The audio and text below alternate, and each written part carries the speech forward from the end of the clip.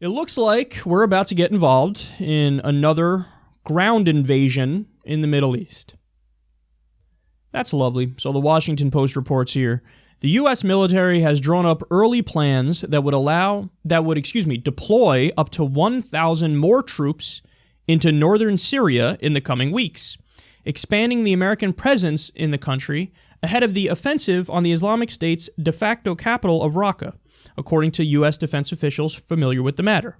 The deployment, if approved by Defense Secretary Jim Mattis and President Trump, would potentially double the number of U.S. forces in Syria and increase the potential for direct U.S. combat involved in a conflict that has been characterized by confusion and competing priorities among disparate forces.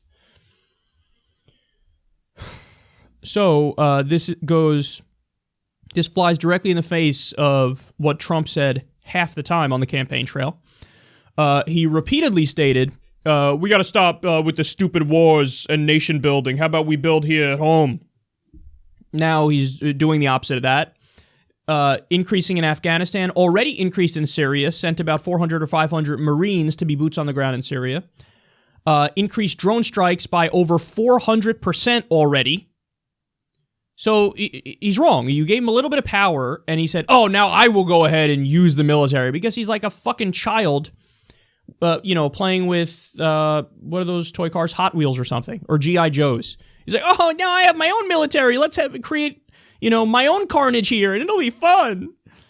Well, it's fucking not. It's not. And these are real people, and you're going to ruin their lives. The situation in Syria is also like the worst one to escalate in. Because think about it. So early on, remember Obama had given a speech talking about we have to take out Assad, the Syrian dictator who's killing his own people. And he wasn't able to muster up the support to do it. He stepped back from his red line. And then like a year later, there was this little fucking switcheroo that the government did, where they said, did we say that we were against Assad? What we really meant is we're against the people who are against Assad. So we were against Assad, now we're on Assad's side, and now we're going to fight ISIS and Al-Qaeda who are fighting Assad. Did anybody notice the switcheroo we did? So think about how backwards this shit is. They switched sides in a war and hoped nobody would notice. Like, what? So you would think that this would be the perfect scenario to say, hey, maybe we just stay out. If you admittedly don't like both sides in the fight, you don't have to pick one and go in guns blazing. If you don't like both sides, it's a prime example to say, look, we feel horrible for all the civilians, and you want humanitarian aid? We'll give you humanitarian aid, of course. But how about we don't send in people to fight? How about we don't bomb people if we say, we hate both sides? Well, obviously that means we go in there and fight both sides. And for the record, there are just insane stories coming out of Syria of Pentagon-backed and armed forces who actually ended up fighting CIA-armed and funded backed forces. So we ended up funding both sides in the same fucking war.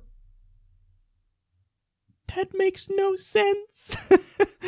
And then when you broaden out, the U.S. foreign policy and look at the entire geopolitical situation in the region. So in some areas, we've decided, like in Iraq, for example, well, I mean, obviously, ISIS is so bad.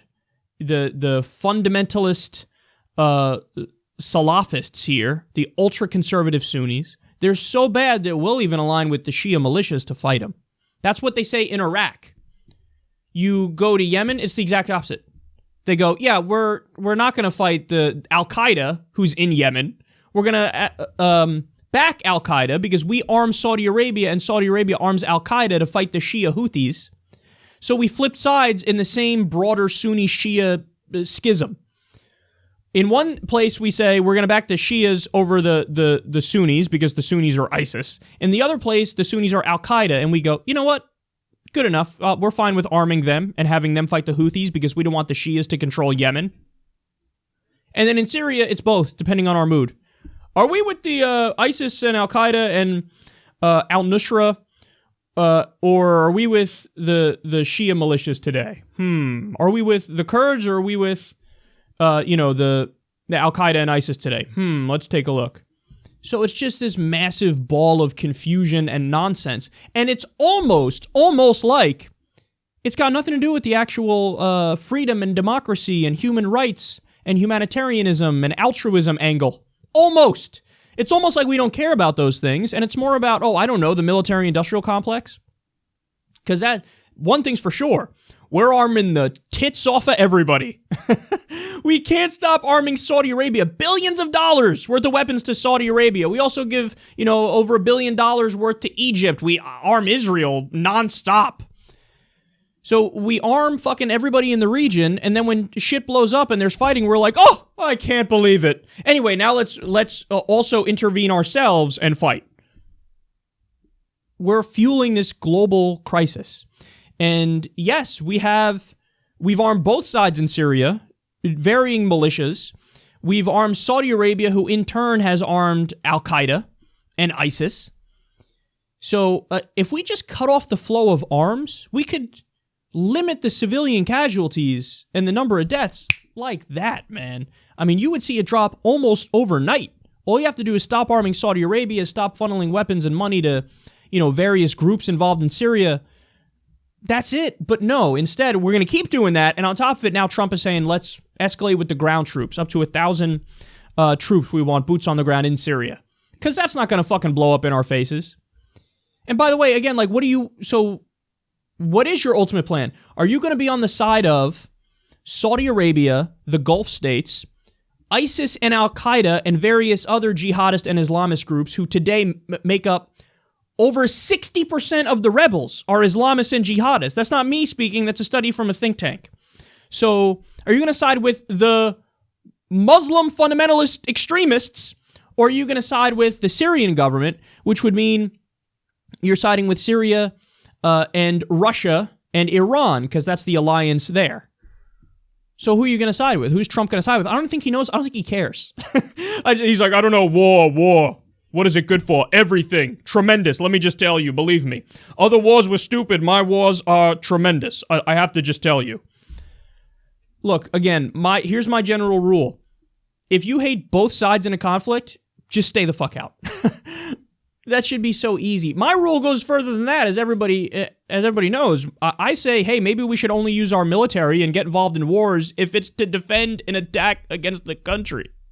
They used to be called common sense. Now that's called, weak, pussy fucking position.